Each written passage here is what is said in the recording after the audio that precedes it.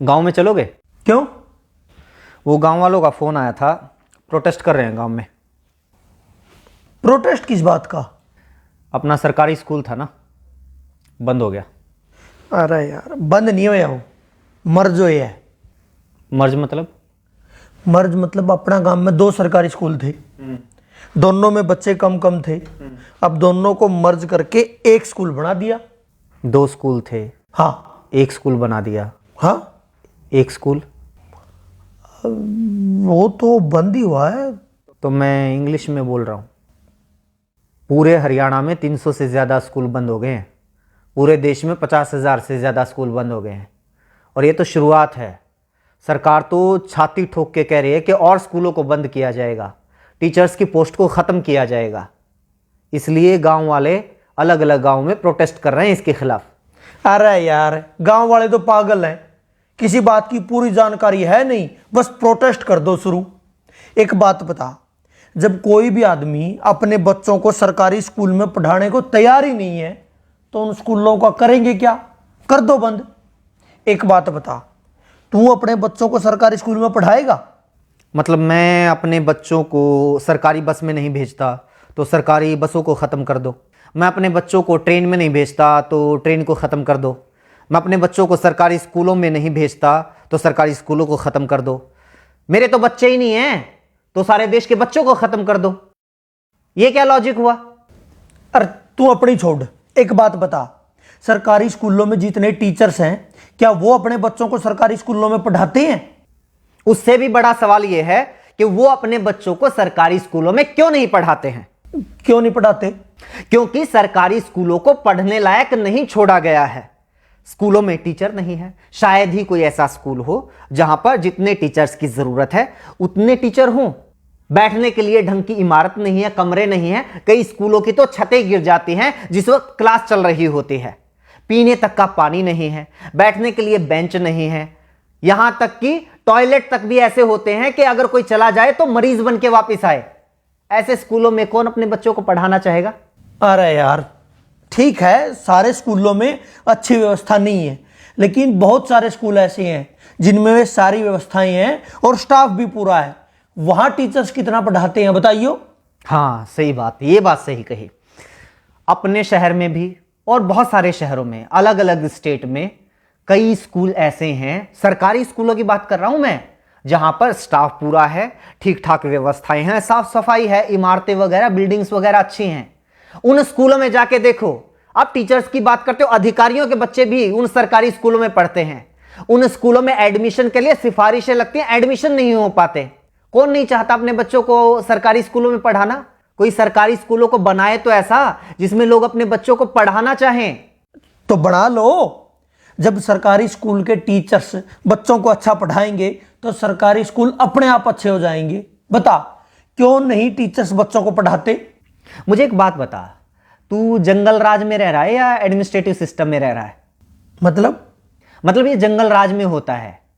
अपने आप ठीक कर लो, अपने आप हो जाएगा, अपने आप सही हो जाएगा, अपने आप गलत हो जाएगा। शेर की मर्जी, जिसको मर्जी खा जाए, जिसको मर्जी छोड़ दे, उसके मूड के ऊपर है। ये हिरण की कैपेसिटी है, शेर से तेज दौड़ सकता है तो बच जाएगा, नहीं तो उसका शिकार हो जाएगा। ये होता है जंगल राज। एडमिनिस्ट्रेटिव सिस्टम, प्रशासकीय व्यवस्था पता है क्या होती है? जहां पर कोई जवाबदेही होती है, कोई हायरार्की होती है, कहीं चेक एंड बैलेंसेस होते हैं। प्रशासकीय व्यवस्था पता है क्या कहती है? अगर आप टीचर नियुक्त करते हैं या किसी भी महकमे में कोई भी कर्मचारी नियुक्त करते हैं तो वो अपने आप काम नहीं करेगा, उससे काम करवाना पड़ेगा। इसलिए चेक एंड बैलेंसेस होते हैं, जवाबदेही तय की जाती है।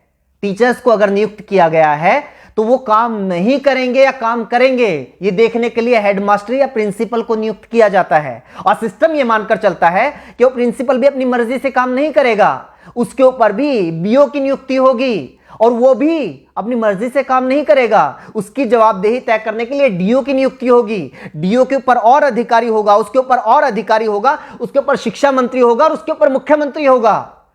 यानी अगर कोई एक टीचर किसी स्कूल में सही से नहीं पढ़ा रहा है तो ये सिर्फ उस टीचर का फेलियर नहीं है, सिर्फ उसकी गलती, उसकी कमी नहीं है, ये पूरे के पूरे सिस्टम की, शिक्षा मंत्री की, मुख्यमंत्री तक की जिम्मेदारी है।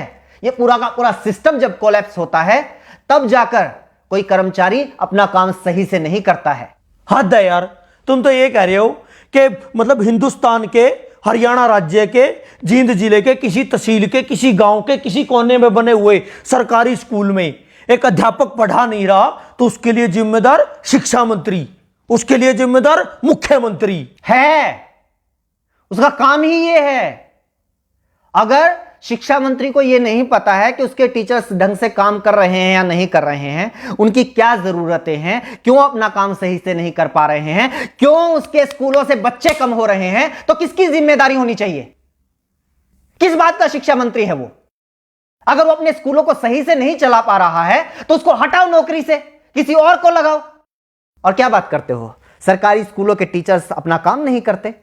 यही सरकार होती है ना, यही सरकारी कर्मचारी होते हैं जब इन लोगों की ड्यूटी लगा दी जाती है कि जाके पता करो गांव में कितने लोग खुले में शौच करने के लिए जाते हैं। सुबह 4 बजे 5 बजे उठ के बाहर कौन पोटी करने के लिए जा रहा है, उनकी गिनती यही टीचर्स करते हैं। कभी परिवार पहचान पत्र बनाने में ड्यूटी लगा दी जाती है, कभी कावड़ियों की सेवा में लगा दी जाती है, कभी मेले और मंडियों में ड्यूटी लगा दी जाती है, और उन टीचर से यही सरकार काम लेती है। वो काम तो बड़े अच्छे से कर देते हैं टीचर्स। पता है क्यों? क्योंकि सरकार टीचर से वो काम करवाना चाहती है, शिद्दत से करवाना चाहती है, इसलिए वो काम करवा लेती है। लेकिन यही सरकार नहीं चाहती कि ये टीचर्स स्कूलों में पढ़ाएं। इसलिए मैं भी मानता हूं बहुत सारे टीचर्स अपना काम ईमानदारी से नहीं करते होंगे, क्योंकि उनको पता है कोई चेक एंड बैलेंस नहीं है, कोई जवाबदेही नहीं है, और सरकार खुद नहीं चाहती कि सरकारी स्कूलों में पढ़ाई हो, ताकि बच्चे धीरे धीरे स्कूलों से अपना नाम कटवा कर प्राइवेट स्कूलों में चले जाएं, फिर स्टूडेंट्स की संख्या कम हो जाए और सरकार को बहाना मिल जाए, बच्चे तो आ ही नहीं रहे, स्कूल बंद कर दो।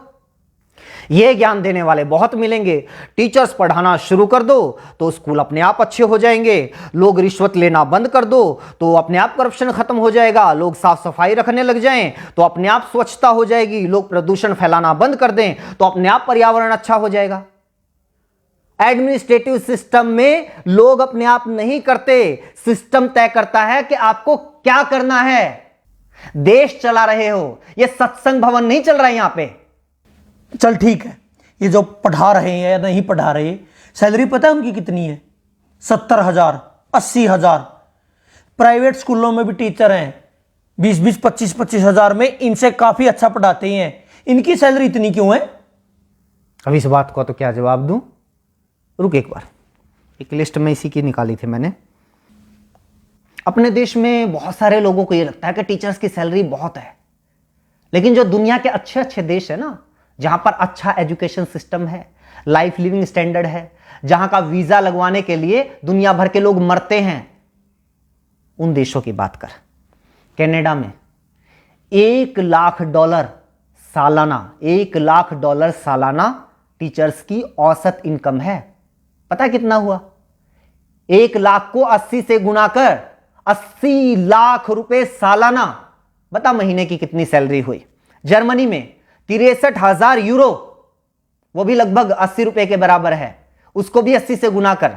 आगे आजा, नीदरलैंड में 60,000 यूरो, ऑस्ट्रेलिया में 98,000, लगभग $1,00,000, यूएसए में $60,000, आयरलैंड में $48,000, डेनमार्क में 47,000 यूरो, ऑस्ट्रिया में 45,000 यूरो। और तुम लोगों को यह लगता है कि हमारे देश में टीचर्स की सैलरी तो पता नहीं बहुत ज्यादा है।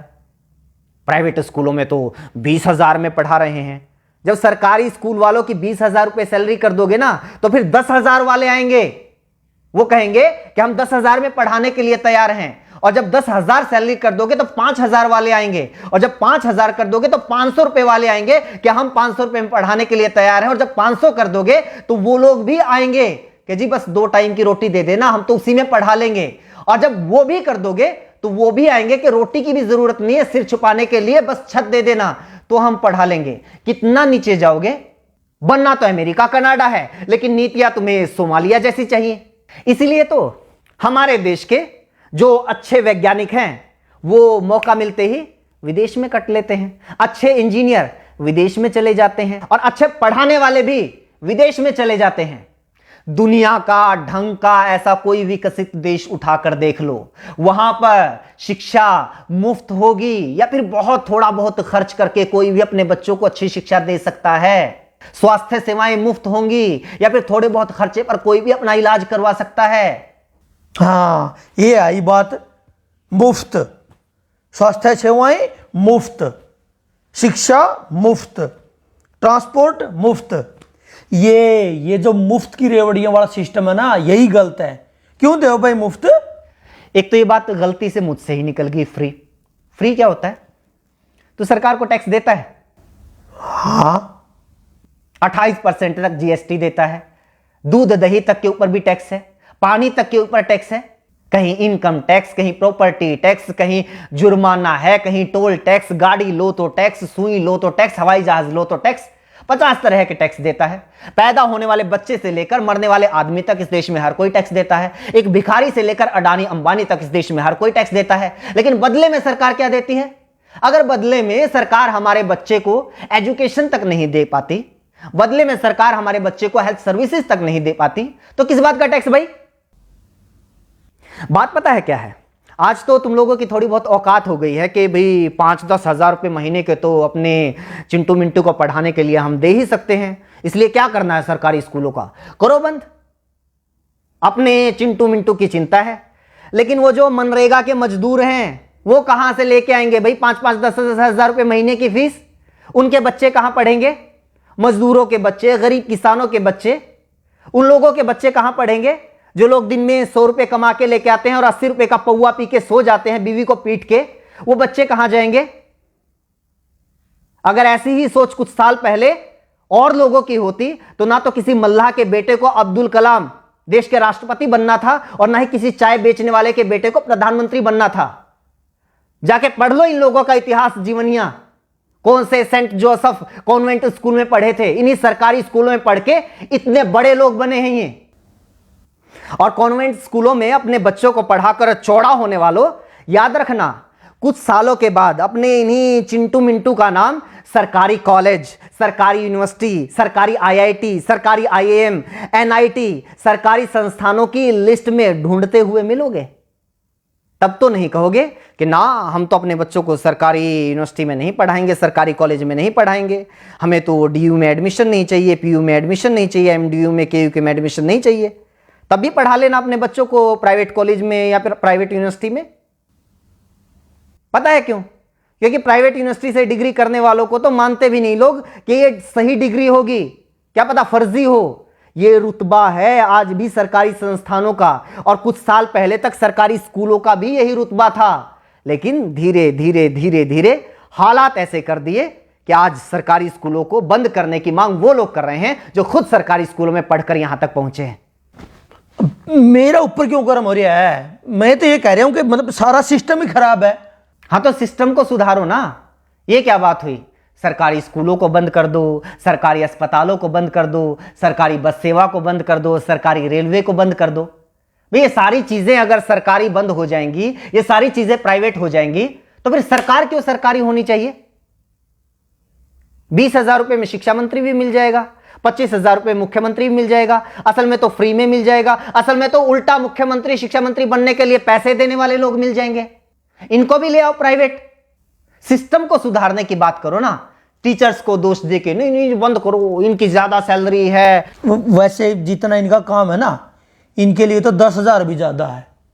मतलब मेरा चाचा का लड़का है, सुबेरे 8-9 बजे स्कूल में जाना, 2-2:30 बजे वापिस आ जाइए, हैं संडे की छुट्टी, कई बार सैटरडे की भी छुट्टी, फिर होली दिवाली, मतलब छुट्टी पता नहीं कितनी छुट्टी होती हैं। तनख्वाह 60,000 70,000 रुपये। और यहाँ देखो दिन रात मतलब दुकान में काम करा, होली दिवाली कितने बार तो यार पता नहीं छुट्टी हुआ नहीं हुआ, 9-10 घंटे कम से कम दुकान खोलते हैं, दिन रात मेहनत करते हैं, तब जाके 2 पैसे आते हैं घर में। असली समस्या तो ये है ना, मेरी बुआ का लड़का सरकारी लगा हुआ है, मेरे चाचा का लड़का सरकारी लगा हुआ है, मेरे पड़ोस में सरकारी लगा हुआ है। पूरे मोहल्ले में एक बच्चे को नौकरी मिल जाए तो सारे मोहल्ले में आग लग जाती है। इस जलन का क्या करेंगे भाई साहब? बस लोगों को यह चाहिए कि भी हमारी एक आंख फूटी हुई है तो सामने वाले की दोनों फोड़ दो।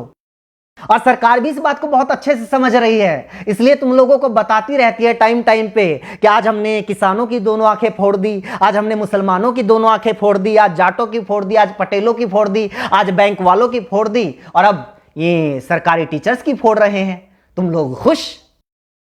लेकिन नागरिक तो उस दिन बनोगे ना, व्यवस्था तो उस दिन सुधरेगी ना, देश तो उस दिन आगे बढ़ेगा ना, जब खड़े होके कहोगे कि जी सामने वाले की जो दोनों आंखें हैं वो सलामत रहनी चाहिए और मेरी एक आंख फूटी हुई है उसका इलाज करवाओ। तब पता चलेगा सरकार क्या करती है।